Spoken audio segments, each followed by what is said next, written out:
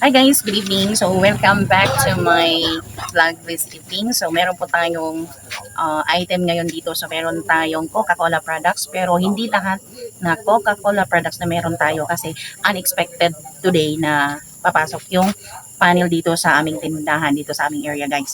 So meron po tayong Royal na mismo. So this one, Royal.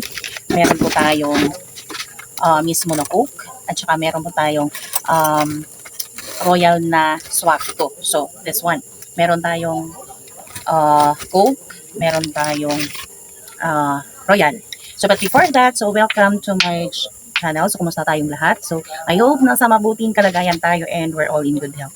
So, for today's video, so mag-pricing po tayo. So, ito yung presyo natin ngayon. So, kasi last year is nag-increase. Alam naman natin, nag-increase yung Coca-Cola last September 12, right? So, ngayon, ito yung presyo nila. Meron silang binigay sa atin na presyo. So, kanina kasi is wala kaming budget sa Coke kasi hindi ko alam na diretso sila dito sa amin. Kasi last year, December, wala na sila sa amin eh. So, bumalik sila today lang. So, nagkataon na due date namin kahapon yung sa electricity natin, kuryente, right? So ngayon ang laki-laki ng kuryente namin, so almost parang naubos yung cash dyan kasi 4,000, malapit siya 4,500 yung kuryente namin. So ngayon kung magkano lang yung pera dyan, so yun lang ang ginamit natin, binili natin sa kanila. So meron tayong nabili sa kanila is asalo, yung isang case lang. Gusto ko sana is yung tag nito, yung litro, kaso lang wala silang litro. Dati yung kasalo ang sabi na ma-phase out. Pero ngayon, kasalo naman ang wala. So, ang binili natin is kasalo. So, ngayon, yung kasalo, mag-pricing po tayo guys. So, yung kasalo sa kanila is pareho lang siya sa Pepsi. So, kasi dito, ang malakas dito na area is Pepsi guys, hindi Coke. Pero yun na nga, meron Coke sa akin dito kasi nang dahil yan sa bote. From Davao City, yung bote na meron sa akin is Coke. So ngayon yung binili natin is kasalo. So yung isang case sa kanila ng kasalo is 262. So yung 262, check natin ngayon kung magkano yung presyo nila. So titingnan natin yung isang case is 262, i-divide natin yan siya sa 12 kasi 12 yung laman, right? So 262 i-divide natin sa 12. So ang outcome is 21.8333 ganyan. So i-round off natin, that is 22. So ngayon sa 22 pesos yung original price sa isang so sa atin kasi is kailangan palamigin pa natin ganito ganyan. So ngayon dito sa aming tindahan, meron po akong mali. Accepted yan siya kasi dapat sana sa tindahan kung ano yung presyo mo, dapat steady ka, hindi ka dapat magpaiba-iba ng presyo. So pag sinabi mong 35 lang talaga yan siya. Sa akin kasi dito, may time kasi gagawin kong 32. May time din na gagawin ko siyang 35. So ngayon, alam ko na kung magkano talaga yung original price sa isa. So round off natin, that is 22. So gawin natin 32 pesos yung isang bote ng kasalo. So that is the final presyo dito sa amin. Kasi sa 262, so 22 yung original price sa isang bote. So ngayon, pag ibenta natin yan siya na 32, meron tayong 10 pesos. So 10 pesos times 12, so di ba? Magkano na sa'yo? Di ba? Meron na tayo. So sa akin kasi, hindi pwede ako na malaki masyado yung ipatong ko kasi hindi na kagaya yung sitwasyon namin doon sa Davao na nagre-rent po kami 7,500. Sipin nyo 7,500 yung renta doon. Eh ngayon dito, okay na, bahala na ganito yung tindahan namin, bahay kubo, dito kami natutulog lahat dito na at least hindi na kami nagbabayad ng pwesto. So okay na, the final presyo ng ating kasalo is 32. So proceed tayo sa mismo. So proceed tayo sa mismo. Yung mismo nila is 190. So compare natin yung presyo sa wholesaler at saka sa panel. So sa panel is 190, sa kanila is 200. So increase sila ng 10 pesos. So business naman kasi ganyan naman talaga. So kita na nila yung 10 pesos. So very nice na diretso panel tayo kasi meron tayong 10 pesos sa atin. So ngayon i-divide natin yung 190. So 190 i-divide natin sa 12. 190 i-divide natin sa 12. So 15.83 something. 333 ganyan. So round off natin sa 16. So yung presyo dito guys is 20 pesos. So dati kasi nag-25 ako, sabi ko kasi parang nagiguilt po ako na gawing 25, and 23. So okay naman pala 20 pesos pa rin, mag-steady ako sa 20 kasi meron akong 4 pesos each. So times natin 'yan.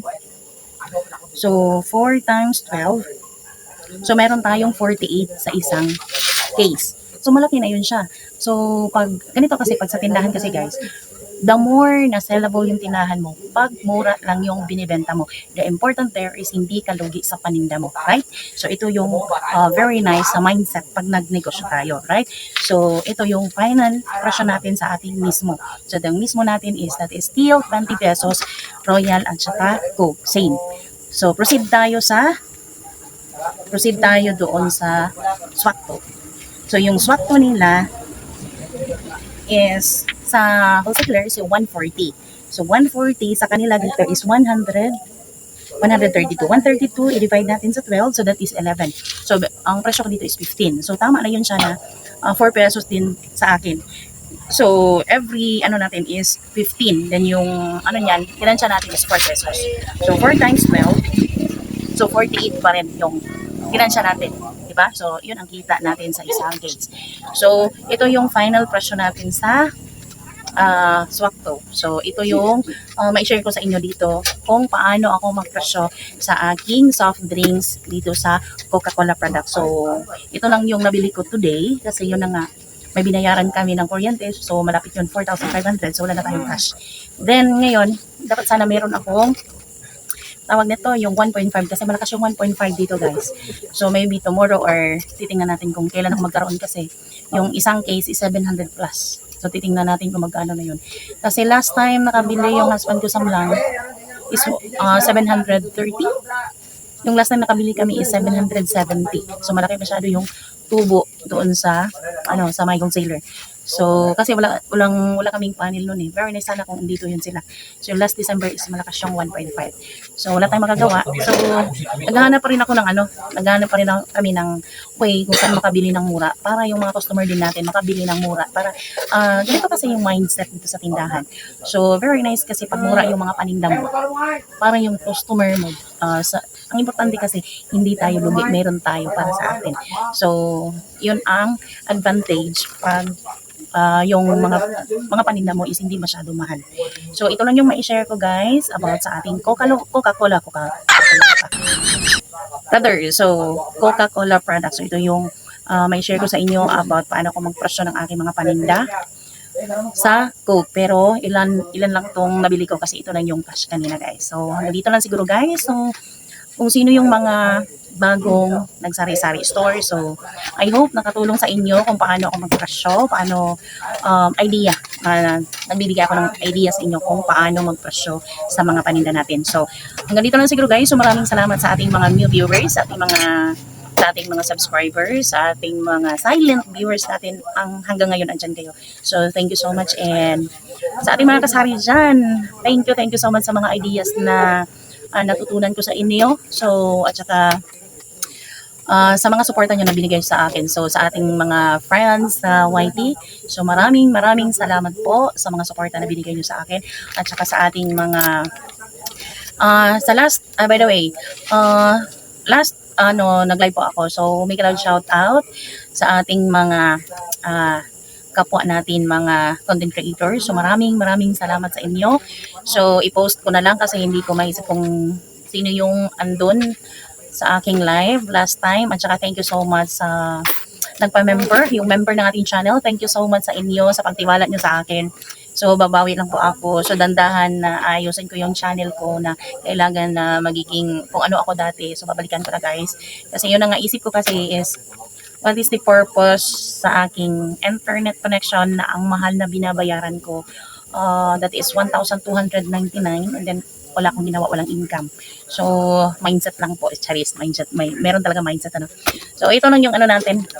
Yun ang naisip ko na hindi ako mag-stop. Kasi yun na nga, sayang din. Nagbabayad ako ng every month na 1,299. Tapos hindi naman malakas yung at saka ang sa akin lang kasi is meron akong window pero hindi siya malakas kasi yun na nga, merong aayusin dyan. Kaso lang Davao pa. So magastos na. So ayan, ito lang yung mai-share ko sa inyo guys. So ayan. So kung sino yung magpa-shoutout sa ating channel, so just comment below po para sa next vlog ko, sa next natin, so mai-shoutout ko po kayo. So, ayan, hanggang dito lang siguro. So, happy selling mga kasari. God bless ating mga negosyo. And God bless everyone. So, see you to my next vlog. And bye-bye!